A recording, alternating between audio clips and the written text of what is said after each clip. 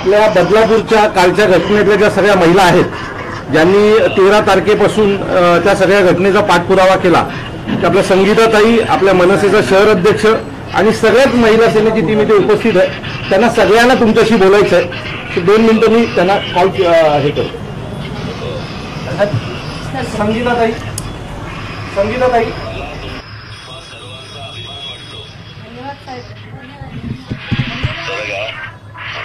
फक्त आता एकच गोष्ट फक्त त्याच्यात बघा की सारखे लोक येतील आणि त्या मुलीला आणि त्या घरच्यांना खेळतील भेटून कळलं का? आणि त्या मुलीला आयुष्यभराचा त्रास देतील। ते तिचं घर कळणार नाही, तिचं नाव कळणार नाही, याची जरा दक्षता घ्या त्या सगळ्या, कळलं का? आणि पोलिसांशी बोलून घ्या आणि जास्तीत कोणी जाणार नाही त्यांच्या घरी, त्या लोकांना छळणार नाही, त्रास देणार नाही, त्या मुलीला कुठे त्रास होणार नाही याची दक्षता घ्या। त्या दोघींच्या समोर आयुष्य पडलेलं आहे, लक्षात ठेवा।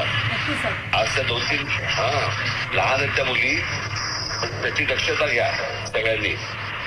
म्हणजे त्या सगळ्या प्रकरणामध्ये काय बाकीचे कोणी राजकारण करतील, कोणी काय करतील मला माहित नाही, पण आपण ही गोष्ट आपल्याकडनं होता कामा नये आणि त्या घरच्यांना फक्त त्यांना आधार द्या, त्याला समजावून सांगा आणि त्या मुलींना त्रास होणार नाही एवढं बघा।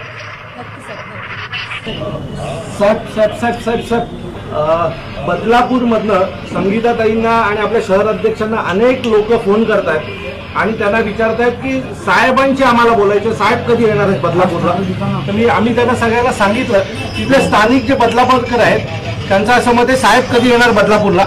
तो जर आपण आल्याच्या नंतर, दौऱ्यावरनं आल्याच्या नंतर जर बदलापूरसाठी वेळ दिली तर मला वाटतं बदलापूरकरांना तुम्हाला साहेब भेटायचं आहे। मला येऊन तिकडे भेटायचं आहे। मी आलो साधारणपणे मी 25 तारखेला मुंबईमध्ये पोहोचीन, कळलं का?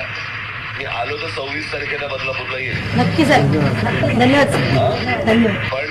पण मी एक गोष्ट सांगतो, मी त्यांच्या घरी जाणार नाही, त्यांना भेटणार नाही, हे पण तुम्हाला सांगतोय, कळलं का?